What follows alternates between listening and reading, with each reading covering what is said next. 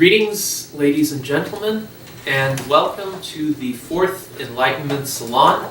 My name is Gennady Stolyarov II. I am the chairman of the U.S. Transhumanist Party, and with me today I have John Murrieta, Bobby Ridge, the secretary of the U.S. Transhumanist Party, and Dr. Bill Andrews of Sierra Sciences. Welcome, everybody. It's a pleasure to have you here today, and we'll start with an announcement. Yesterday, on July 7th, 2018, the U.S. Transhumanist Party finally reached a literal milestone. Its 1,000 member threshold. So I'm very pleased with this. It has taken about 1.5 years through my tenure as chairman to bring this about. However, we are finally there. Our next major goal is 10,000 members, and hopefully now that we have reached 1,000, the rate of growth will increase since existing members can inform other individuals of their acquaintance. What will be interesting to the general public as well as our existing members is our brief aggregated demographic analysis that was published on our website. You can go to transhumanist-party.org to see it on the front page right now. And if you're watching this video in a few weeks or a few months, just search for demographic analysis within our website and you'll be able to find it. We are an international party, even though we are also the U.S. Transhumanist Party, in the sense that we are open to individuals from all over the world as long as they're capable of holding a political opinion and they agree with our three very broadly framed core ideals. So right now, about 70% of our members reside in the United States, and about 30% of our members are allied members, which either are in the United States but are not eligible to vote in U.S. elections, though they still may vote in our internal elections within the U.S. Transhumanist Party, or they reside in other countries. And we have a substantial presence of allied members in the United Kingdom, in Canada, in India, as well as spread out through a large number of other countries on virtually all continents. We don't have any in Antarctica yet, but who knows what the future might bring. In any case, any thoughts from any of you on this milestone and what it may portend for the future? Yeah, it's really great. And, I think things will start accelerating. I find it really easy to find a transhumanist now on like social media, even in person. And I think one of the main problems is people think that if they're from another country that they can't become a member. And really that's not the case. We allow contributions from anyone around the world. We don't necessarily discriminate. And so I think it'd be a really good idea to let people know that that's not necessarily the case, that you have to be a U.S. citizen to become a member. Yes, absolutely. One of the things that I think is the explanation as to why the growth is slow is because most people don't know what the word transhumanist means. But in reality, 90% of everybody on the planet are transhumanists. They just they don't know it because they don't know what the word means. But it's just actually making us live better. That's all it is. I think this growth, once we hit this milestone, now that we've hit it, it will accelerate. It's just getting started. And my experience so far, what I've noticed online and posting, is that there is a demand or a hunger for this kind of technology, this kind of science, and people, with all the other stuff out there, they see this and they see this, it speaks to them.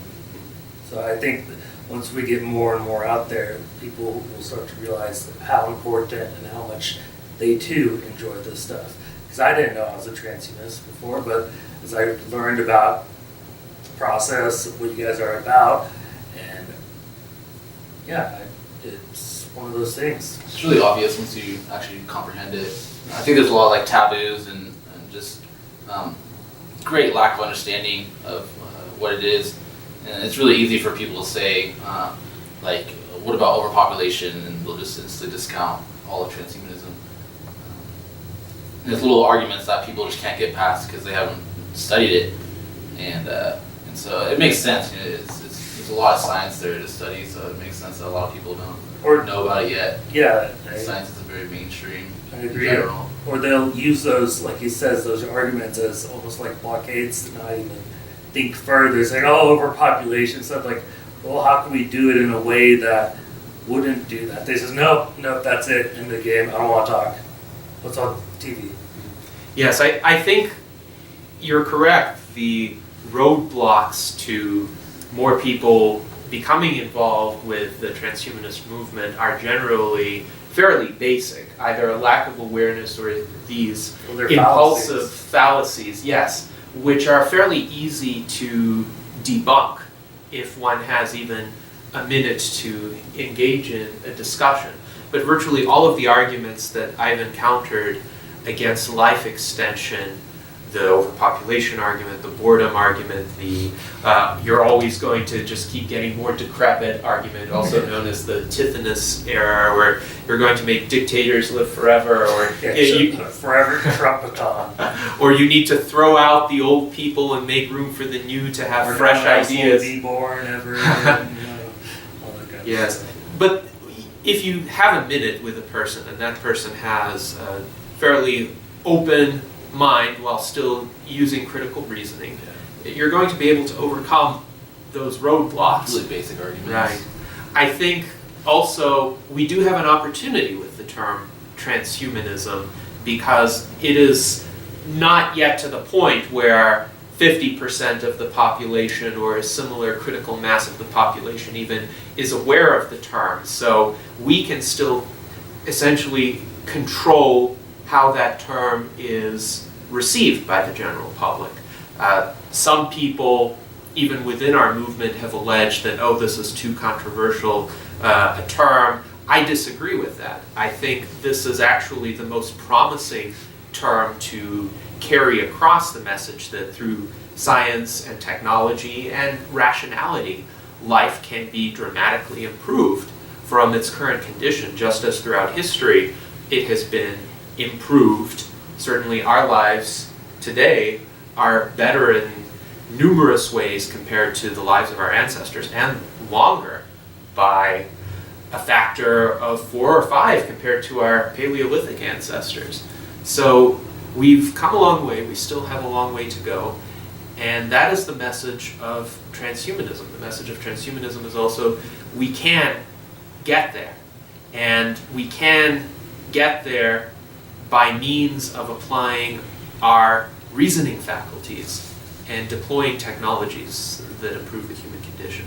So with that, Bobby and John, you've been hard at work on creating video compilations for your new channel called Science-Based Species. How is that proceeding? It's going really, really well. I've never actually used video editing software before, so it's a little bit of a learning curve. But once you start learning how to put these videos together, how to do transitions, add audio, it really becomes fulfilling. It allows you to be creative. And some of the videos we're starting on right now are compilation videos. So there'll be videos on certain topics like life extension, ASI, singularity, or to certain sciences. I just finished 2 compilation videos of Aubrey de Grey and one of Sam Harris. And yeah, our YouTube channel is called Science-Based Species. It's basically like our own branding of transhumanism, trying to draw some more people to the movement that way with this new brand. And we were starting with compilation videos, but then like when we're posting 2 a week of various transhumanist scientists like Bill Andrews and Gennady and many other members, Neil Reardon and Martine Rothblatt, and even Dr. Jose Cordero. Yes. We have like about I think like 80 videos of people talking, and but after the compilations are done, then John and I will start actually vlogging the actual science and portray what's real and what's not real, and which is a good plan for us to do the compilations first because it gives us time to actually study it more thoroughly. Because we have a general understanding of transhumanism, but we're trying to dive deeper. And Bill always gives us really good advice on what's real science and what's not real science, and so that's really helpful. And yeah, so hopefully our science-based species YouTube channel will get the word out a lot more. And that's one of our goals, is to talk about the fallacies that people make, the basic arguments that they denounce transhumanism, and hopefully we cover that, articulate it well. Yeah, that's what he says, articulate it. We best describe ourselves as communicators, facilitators. We take these scientific articles, because for a layperson, even for me, it's sometimes hard to read a scientific article and understand exactly what it's saying. But so we take those articles, we spend our time, we study, we try and learn it the best we can, and then we basically put it in a way that's easy for people, an oversimplified form to say, so that they can understand what this means, how it's going to affect them, and how they can use it to better themselves. So we want to connect people with the right amount of information. There's so much information out there. People don't have a lot of time. They work, and maybe they don't have time. They don't know where to look. Or maybe they don't know what's out there. So we're trying to find all this good information as much as we can and reach as many people as possible to try and connect them with the right science and technologies that will make their lives and the lives of other people around them better. Excellent. And I actually think the name science-based species really connects with the goals of transhumanism. That's essentially the second core ideal of the U.S. Transhumanist Party, to create a societal, cultural, and political atmosphere that is informed and animated by reason, science, and secular values. And that would result in our species essentially being science-based in the way decisions are made. And unfortunately today, many decisions are made based on irrational considerations, based on people's... Yes, identity politics, people's range of the moment desires. Emotion. Yes, emotion, perceived self-interest, which is really short-term self-interest as opposed to thoroughly considered long-term enlightened self-interest, which often leads to very different decisions being made. And we seek to influence not just the tools and gadgets that people have available or the lengths of their lives, although those are critically important for everything else to arise, but also essentially how daily life is conducted, how people think about the world, how they decide, what they take into account when they decide. All of that is extremely important, and I think we need to make progress on all of these fronts simultaneously. It's not the case that we can hold back in one area and wait for something else to happen.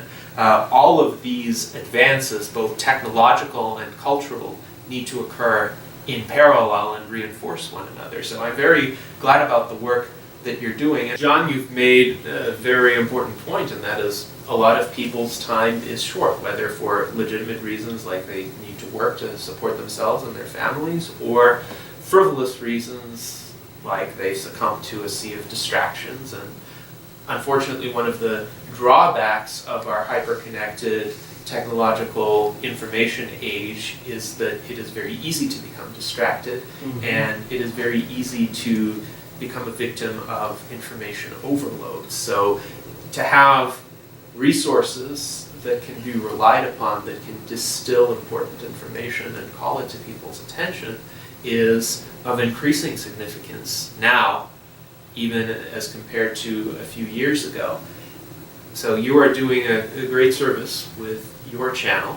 I would also say overcoming that basic awareness problem is extremely important because day to day sometimes people don't even know what advances are happening in research facilities. People don't know, for instance, about breakthroughs that are being made to reverse disabilities in many people, enable people who have been paralyzed to walk again. So, John, I know you've been doing a lot of research into this area. What are some of the findings that are particularly impressive in your view? I'm glad you asked. There's possibly 3 that are going for if we're talking about restoring paralysis and spinal cord injuries or other disabilities or diseases. First one is the obvious, the most ideal would be stem cells. And we're not talking embryonic or bone marrow, we're talking mesenchymal, which is umbilical. The problem with embryonic is you put them in the site you want them to grow into the right cell, a nerve cell or a bone cell.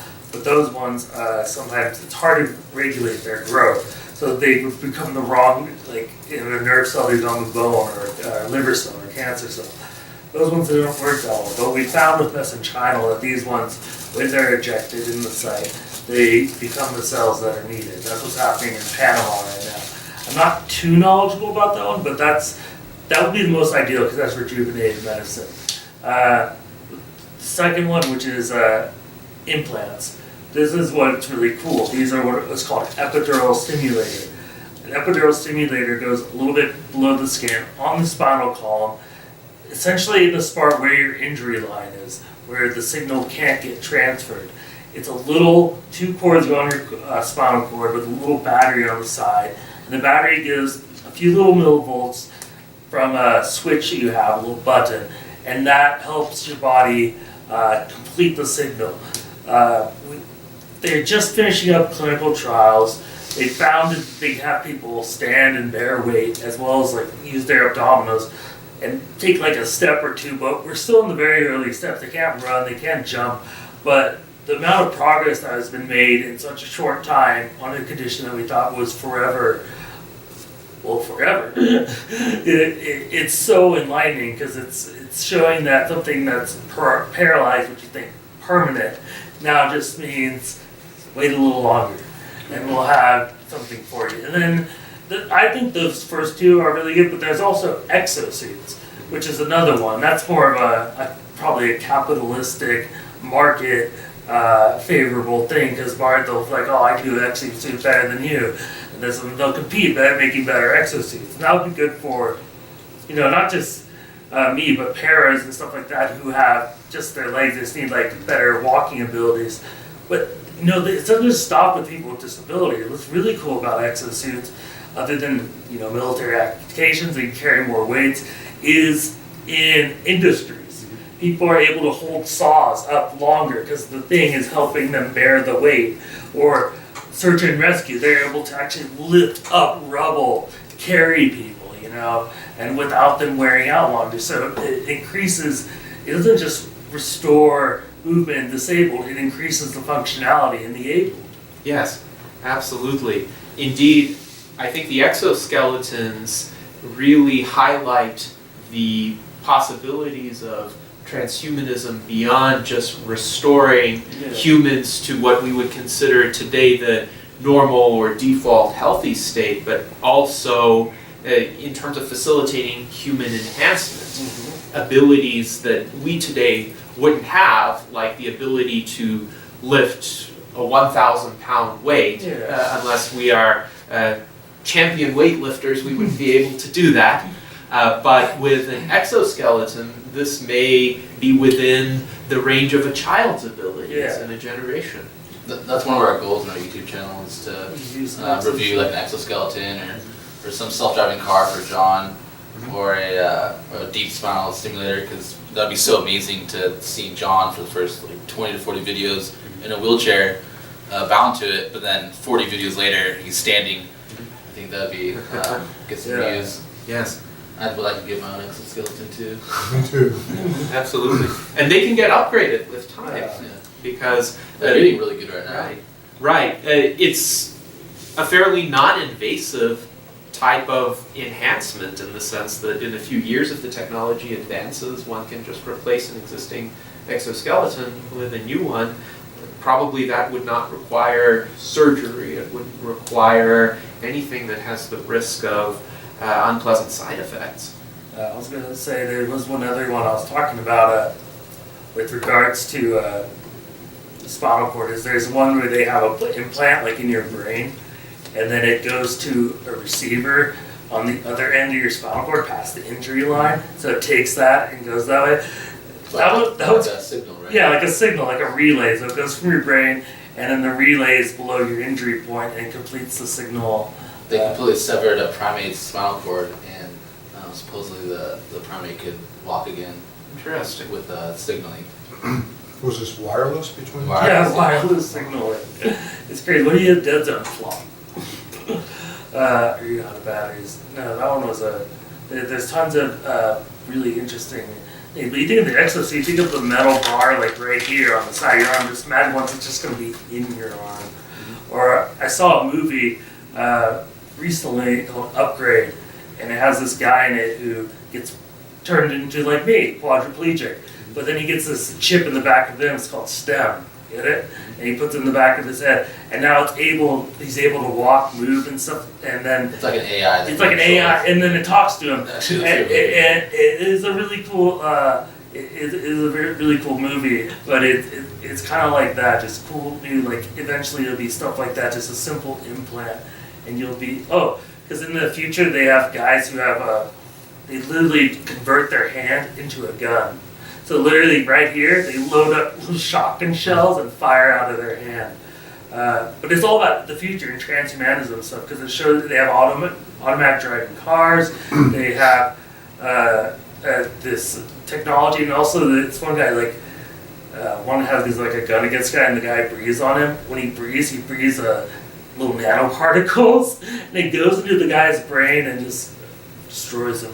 But it was kind of a little nihilistic view. Anyways, it was really cool. This movie you were talking about, Upgrade, yeah, is that available on Apple TV or it was just in theaters, Netflix? So it'll be up there. But it's really cool because it shows basically a little bit of the future and how he gets his ability back. I was like, oh, that'll be me one day. But then he's getting his butt kicked. At one point, he's like, do you want me to assume control? He's like, yes, take control. And so he lets the AI take full control of his body, and he becomes Bruce Lee. And the AI just gets to fight better.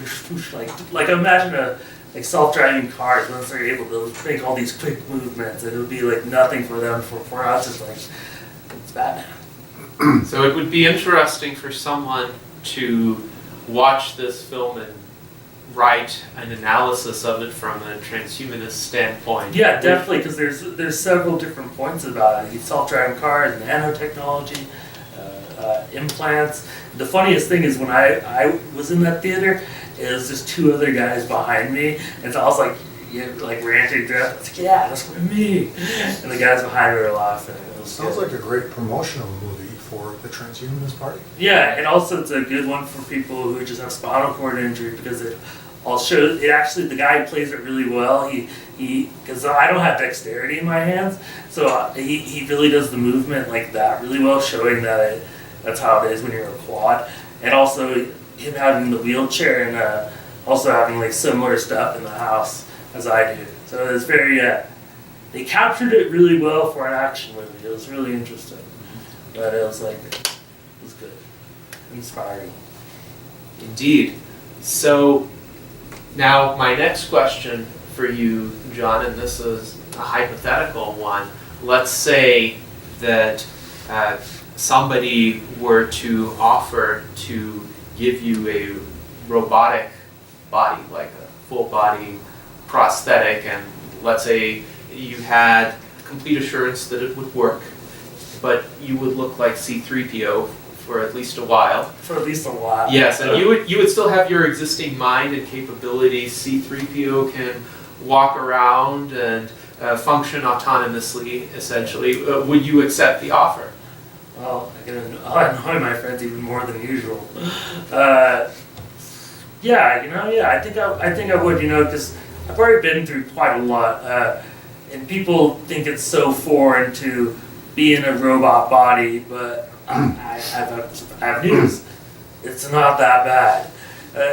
If I choose death or this, I choose this, man. I mean, it looks like I'm still mostly here, but I have no function of like this below. I barely have function in my hand. I'm mostly ahead.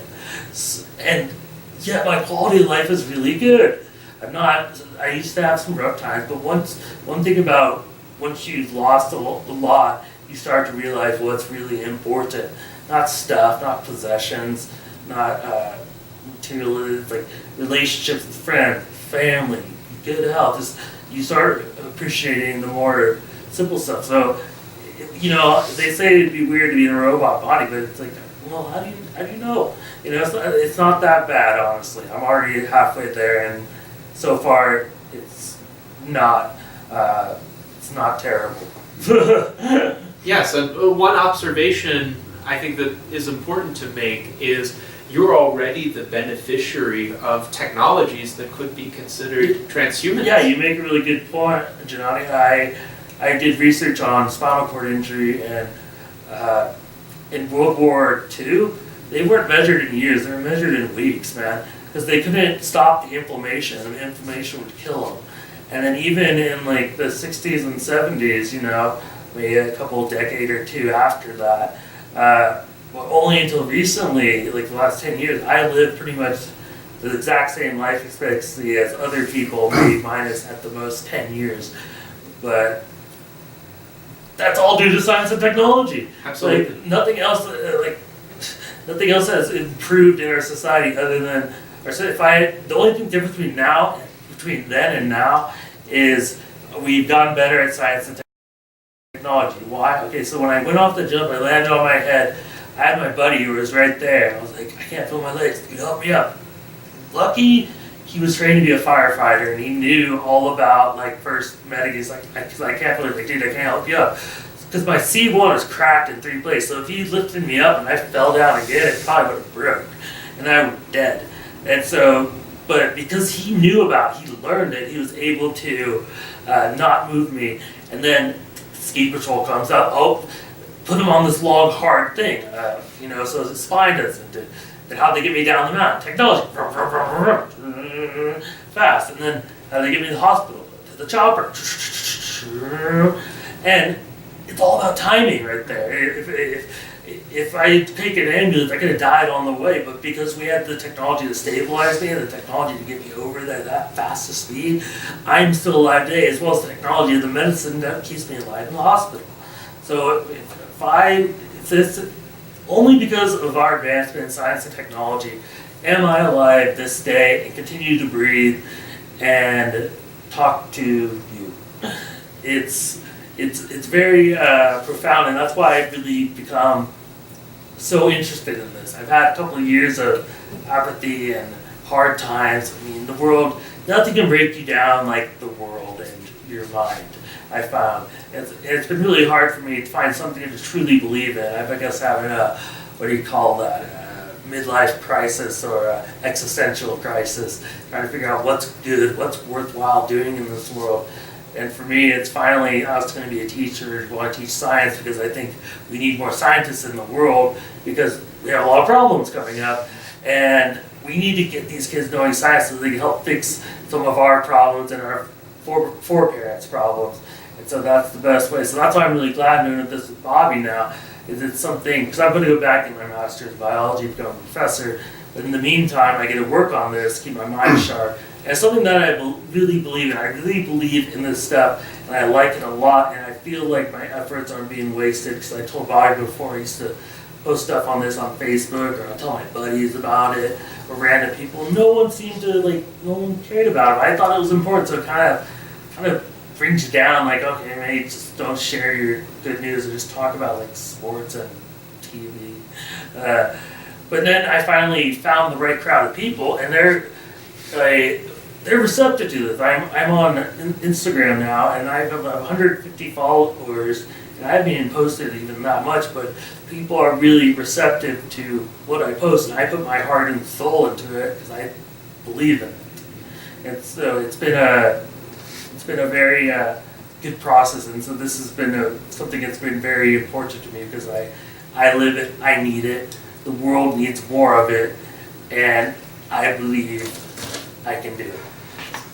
And that is extremely inspiring, John. I think this really is at the core of what transhumanism is about. It is about making life better for specific people.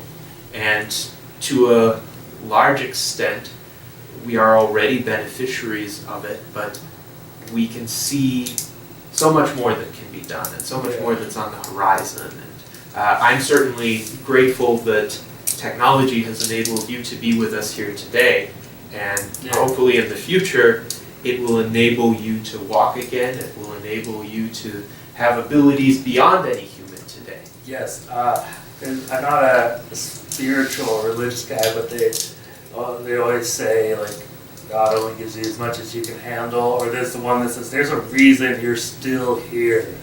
There's a reason, there's something you gotta do, and as you said, helping people, I think it's one of the most important things we can do is help each other, or help each other live healthy, long lives. But, Yes, and you spoke also to the importance of having a community of individuals who recognize these possibilities and who support one another in pursuing them.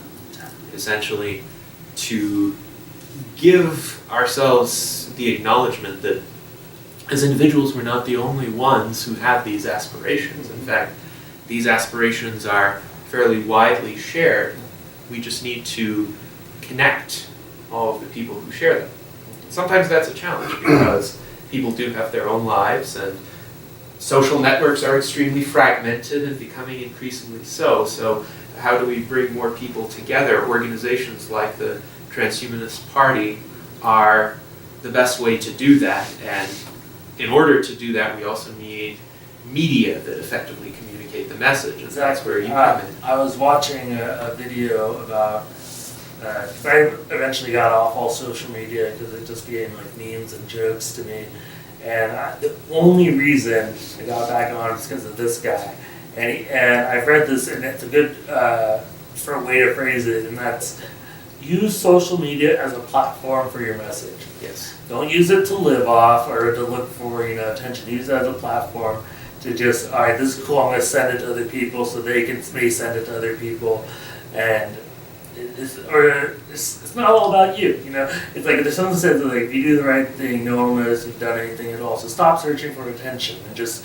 do the right thing. Or there's a quote that says, a lot more progress would get done if people would just not get so caught up with who gets credit for it. Yes, indeed. We ultimately should care about advancing the well-being of the human species, advancing knowledge, advancing good outcomes, and ultimately that will essentially rebound in the form of benefits for all of us, but we don't always know how that will happen or exactly when that will happen. Nonetheless, a rising tide lifts all boats. So Yes, as humanity progresses, so do we.